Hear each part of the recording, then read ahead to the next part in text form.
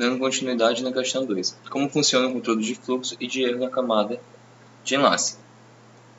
Bom, primeiramente falando sobre o frame. O frame, na camada de receptor de dados, ele separa uma mensagem de uma origem a um destino de outras mensagens com outros destinos, acrescentando o endereço do emissor ao destino. O endereço do receptor define para onde os pacotes devem ser encaminhados e o endereço do emissor ajuda o receptor a confirmar o recebimento dos pacotes. A gente pode ter o frame tanto de tamanho fixo quanto invariável, a gente vai falar sobre eles.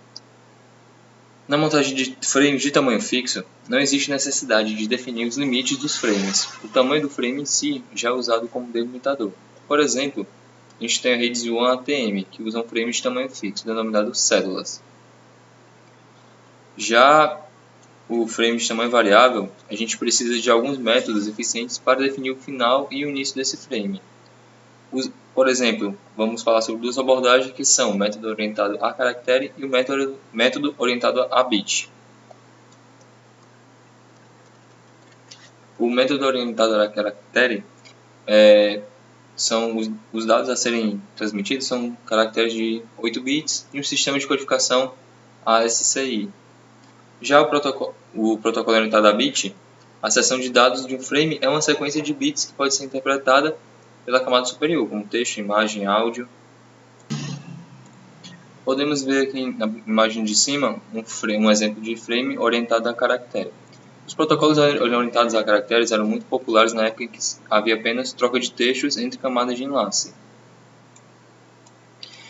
Podia escolher como flag qualquer caractere não utilizado na comunicação de texto. Hoje em dia, porém, enviamos outros tipos de informação, como imagens, áudios e vídeos, como foi citado no protocolo orientado a bit. Já na imagem de baixo, a gente pode ver um protocolo orientado a bit.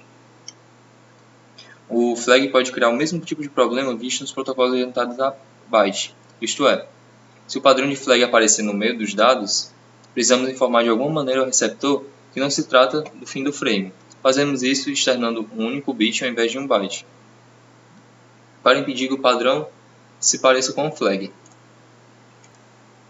Agora com o controle de fluxo. O controle de fluxo é um conjunto de procedimentos usado para controlar a quantidade de dados que o emissor pode enviar antes de receber a confirmação dos dados transmitidos. Qualquer dispositivo receptor tem uma capacidade limitada de processar os dados que chegam a uma quantidade limitada de memória para armazená-los. A velocidade em que esse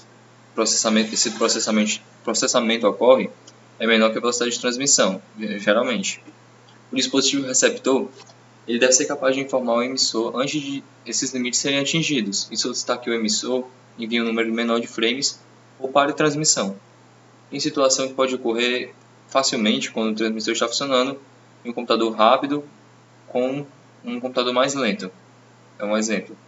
O transmissor ele fica bombardeando o receptor de quadros em alta velocidade até que o receptor seja inundado de dados e não consiga mais processá-los, mesmo que a transmissão não contenha nenhum erro. E então, em determinado ponto, o receptor não será mais capaz de tratar esses dados à medida que eles chegam e poderá começar a perder eles. Os dados que chegam eles devem ser verificados e processados antes de serem utilizados. A velocidade desse processamento normalmente é menor que a velocidade de transmissão, como foi citado. Por essa razão, cada dispositivo receptor tem uma área de memória denominada buffer, que é destinada a a armazenar dados que chegam para que eles possam ser interpretados.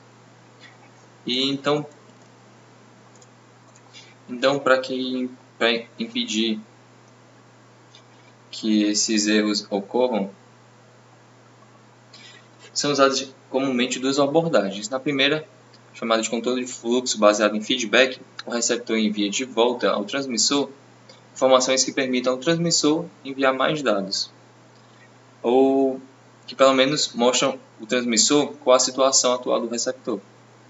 Na segunda, chamada de controle de fluxo baseado na velocidade, o protocolo tem um mecanismo interno que limita a velocidade com que os dados são transmitidos até o receptor, sem usar um feedback. Então, resumindo, o sistema baseado em feedback, o receptor envia informações de volta ao transmissor, permitindo que ele envie novos dados. E o baseado em velocidade, o protocolo tem um mecanismo interno que limita a velocidade desses dados transmitidos. A questão 1 ela aborda mais profundamente o controle de erros. Mas o controle de erros na camada de enlace se baseia na solicitação de repetição automática, que é a retransmissão dos dados. O controle de erro refere-se tanto à detecção quanto à correção de erros. Ele possibilita que o receptor informe ao emissor sobre quaisquer frames perdidos ou corrompidos durante a transmissão e coordenação e retransmissão desses frames pelo emissor. Na camada de enlace, a expressão controle de erros corresponde basicamente aos métodos de detecção de erros e retransmissão.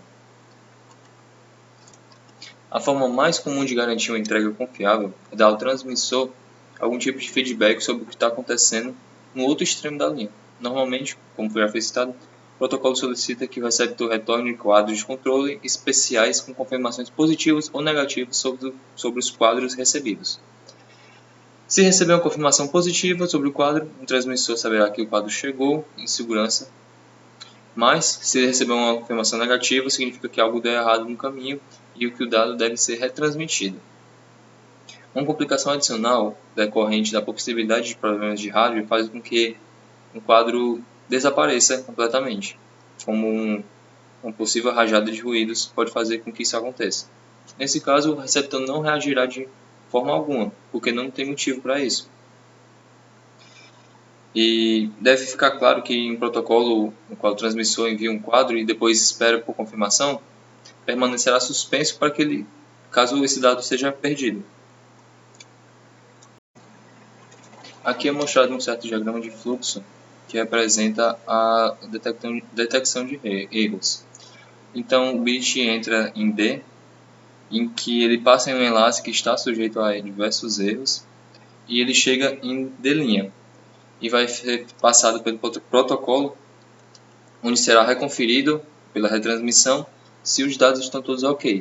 Se sim, segue os dados, se não, o erro vai ser detectado e corrigido.